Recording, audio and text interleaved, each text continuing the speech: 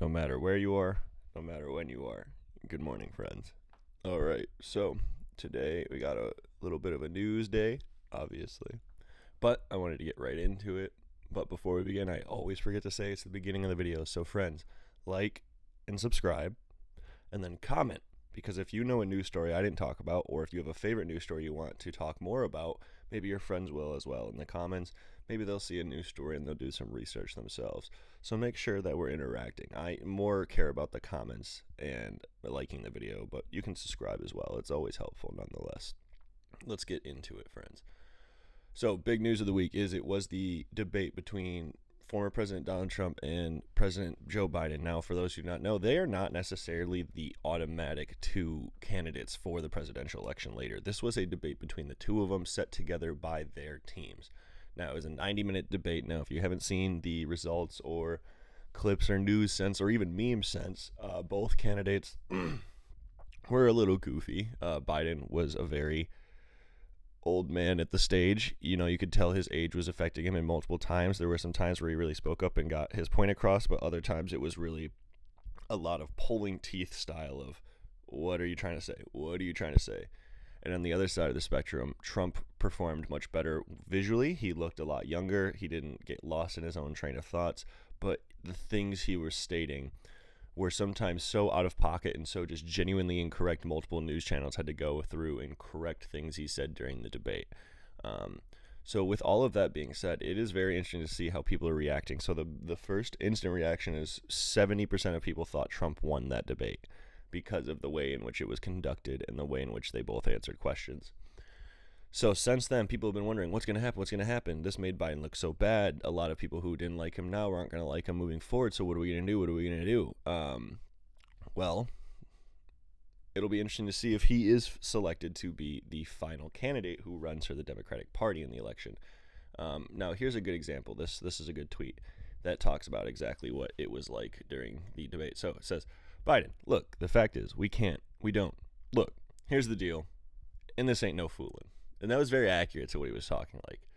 And then Trump, there are 10 billion Guatemalans attacking the Lincoln Memorial right now. That's a lot of what he said. Felt like he was being very dramatic and reactionary and just lying to get attention. And then we could see a kind of rebuttal to this kind of same joke being Trump saying, Wisconsin is gone. Every single Mexican came up, poked holes in the earth of Wisconsin and sunk it beneath Lake Michigan. The only thing in Wisconsin, West Corridor. So as you could see, the giant inflammable remarks made by one side and the other side not being able to keep a train of thought. This was probably one of the most painful debates I've ever watched. I've been watching debates since I was like 12 or 13. So I'm used to the Mitt Romney-Obama debate. So you should all look up Mitt Romney and Obama's debate in, I think it was 2012. That's what I'm used to seeing a debate as my whole life. And nowadays, it's just wackadoo bananas. But this makes you wonder, can our local leader, Miss Whitmer, can she be the one who replaces President Biden as the Democratic bid? Now, a long time ago, when Joe Biden was running for his presidency, there was kind of a one-time line dropped during a speech talking about how he planned on being a one-term president to get things ready for the next. And well, now he's running for a second term and people don't think that he can. So there is a lot of inner working, outer working, conspiracies, theories, ideas, and opinions flying around all in a massive political sphere that nobody has the answer to except for Joe Biden and his party himself. So until they say what's going to happen, until the U.S. leaders decide they're going to replace him, all of that is hearsay. All of that is rumors. All of that is theory. So I would be really happy if Whitmer is the one who replaced him, though. I would really, really enjoy seeing this governor of our state really step up and be the next bid. All right. So, local news. Now, if you know about Book Suite, kind of near where a lot of us are from, they got new owners, and they had to save it because Book Suite wasn't doing so well, and now the new owners are going to be taking over. This was only yesterday that this story was written, but it was really cool. I'm really excited to see this bookstore continue. I buy a lot of my family members gift cards from Book Suite every year for their birthdays, so I was really excited when I heard that this business was going to have new owners rather than seeing a fate of closing. So I wanted to shout this out in case you didn't know. You can go check out it, say hi to the new owners, buy a book, whatever you need to do to support that local business, and I wanted to shout them out. Internationally, India, they won T20 World Cup. They defeated South Africa. The cricket title is theirs. This is just the continuation of India's world domination. It's not. Oh, okay, here we go. It is also India's first World Cup in 13 years in any type of cricket. So that's crazy. So it says India scored. The team won the inaugural cup in 2007. So that's pretty interesting. But India has always been seen as one of the top dogs in cricket. Just because you don't win the championship every single year doesn't mean that you're not a good team. So I really wanted to shout this out because that's a super awesome thing, and I know that a lot of people are going to be upset that South Africa lost, but a lot more people are going to be really excited that India won. Also, Google does this really cool thing where if you look up India cricket right now I have to hit refresh. Ready? Watch this. Celebration. Good job. They won. So that's really cool that they did that. When I looked up this morning to see the final score and I saw that, I was like, oh, it's really neat that they did that. All right. So we're going to get to our final story for today. It's a little bit more serious.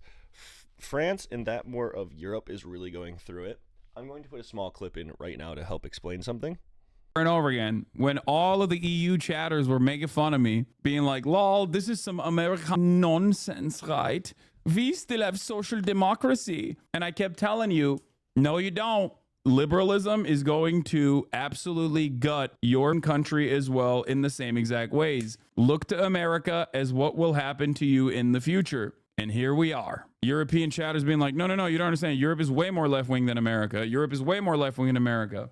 I remember when I first started watching, you verbatim said, you watch out, Euro chatters. This kind of brain rot is coming to you next. Yep. Don't look up the first polls for the French election. He gambled too high. Yeah, what's crazy about this is that he's doing this in effectively the worst moment that he possibly could.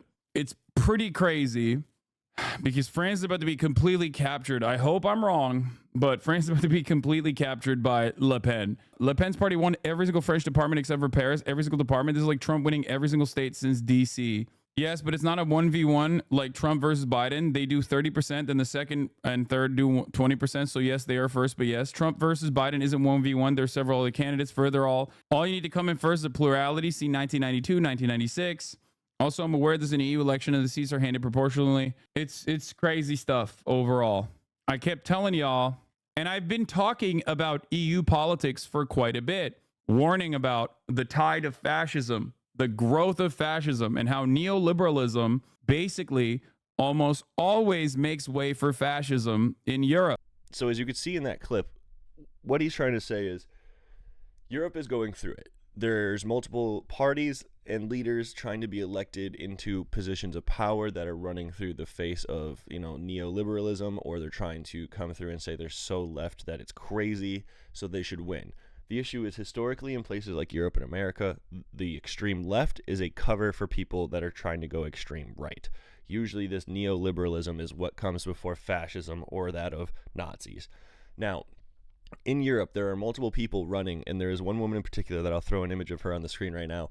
Her father was openly a Nazi, fought for the SS in World War II. He was a Nazi, and then he ran for political power, and now she is running for the same platform with his backing.